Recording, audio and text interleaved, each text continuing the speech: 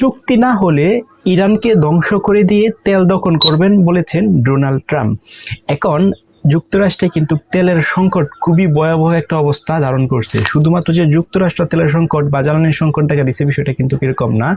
সারা পৃথিবীতে অনেক অনেক কান্ট্রিতে কিন্তু তেলের সংকট দেখা দিচ্ছে, ইভেন বাংলাদেশেও কিন্তু জ্বালানির সংকট দেখা দিচ্ছে। এখন ডোনাল্ড ট্রাম্প বারবার বলতেছে এই যে যুদ্ধটা আছে ইরান, যুক্তরাষ্ট্র এবং ইসরায়েল, যে যুদ্ধটা এখন আছে, ডোনাল্ড ট্রাম্প চাচ্ছে এই যুদ্ধটাকে একটা সমতায় আসার জন্য এবং যুদ্ধবিরতি চাই। কিন্তু ইরানের পক্ষ থেকে এগুলোকে নাকচ করে দিছে বা রিফিউজ করে দিছে, যেন ইরান কোনো প্রকার যুদ্ধবিরতি চায় না। কারণ ইরানের যে সর্বোচ্চ যে নেতা আছে খামেনি, তাদেরকে কিন্তু হত্যা করে দিচ্ছে ইসরায়েল এবং যুক্তরাষ্ট্র মিলে।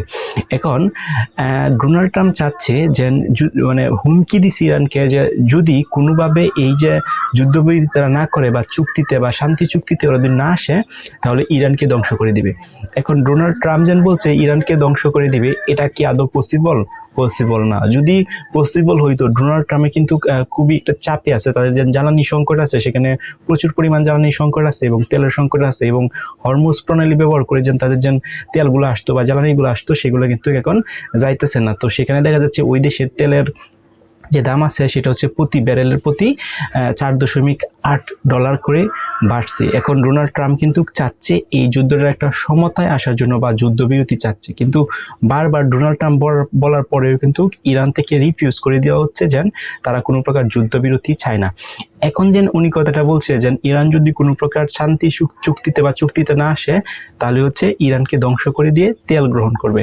এটা কি আদৌ পসিবল না। এবং ডোনাল্ড ট্রাম্প এটাও বলছে যেন কিভাবে তাদেরকে ধ্বংস করবে, অর্থাৎ ইরানের যে বিদ্যুৎ কেন্দ্রগুলো আছে বা বিদ্যুৎ যে সোর্সগুলো আছে সেগুলোর মধ্যে নাকি ডোনাল্ড ট্রাম্প বলতে যুক্তরাষ্ট্র এবং ইসরায়েল দুই দেশে মিলে সেখানে আক্রমণ করবে এবং বিদ্যুৎ যে কেন্দ্রগুলো আছে সেগুলোকে নাকি ধ্বংস করে দিবে, এরকম একটা হচ্ছে কথা বলছে। আর বলছে যে তাদের যে অবকাঠামো স্ট্রাকচার আছে, অর্থাৎ বিভিন্ন প্রকার বড় বড় যে দালাল আছে, এরপরে হচ্ছে যে ব্রিজগুলো যেন আছে সেগুলোর মধ্যে হামলা করার জন্য বলছে। এখন যদি কোনো প্রকার নেক্সট কয়েকদিনের ভিতরে যদি ইরান একটা সমতায় না আসে, অর্থাৎ যুদ্ধবিরতিতে না আসে, তাহলে হচ্ছে ডোনাল্ড ট্রাম্প বলছে এই যে একটা অপারেশন এটা কিন্তু চালাবে।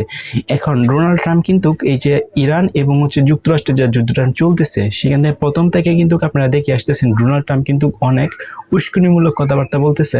সো যদিও যুক্তরাষ্ট্র আঘাত আনতেছে বা বিভিন্ন প্রকার মিসাইল নিক্ষেপ করতেছে, তারপরেও কিন্তু ইরানকে ধ্বংস করে দেওয়া কিন্তু মানে একটা কঠিনতম বিষয়, কারণ ইরান কিন্তু একটা শক্তিশালী এবং স্ট্রংগেস্ট একটা কান্ট্রি। সো এটাকে যেন ধ্বংস করে দিবে একেবারেই, সেটা কিন্তু আদৌ পসিবল না।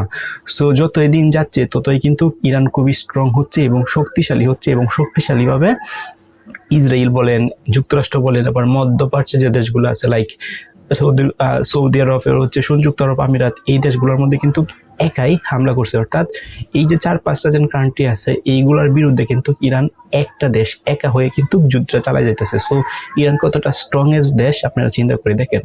এখন ডোনাল্ড ট্রাম্পে যেন এই যে হুমকিটা দিচ্ছে যদি কোনো প্রকার সমতায় না আসে, এখন সমতায় কেন আসবে, কারণ ইরানের যা হারানোর কিন্তু হারিয়ে ফেলছে, তাদের যে সর্বোচ্চ নেতা আছে কামিনী, তাকে কিন্তু হারিয়ে ফেলছে। সো ইরান এখন একটাই প্রতিশোধ, সেটা হচ্ছে তাদের যে সর্বোচ্চ নেতা মৃত্যু হয়েছে সেটার প্রতিশোধ নেওয়ার জন্য তারা কিন্তু এই যে যুদ্ধটা কিন্তু কন্টিনিউ করতেছে। সো যুক্তরাষ্ট্র এখন উঠে পড়ে লেগেছে এই যুদ্ধটাকে থামানোর জন্য, অর্থাৎ হরমুজ প্রণালী বলেন যে তেল সাপ্লাই বা জ্বালানি সাপ্লাই সেগুলোকে স্বাভাবিক হওয়ার জন্য।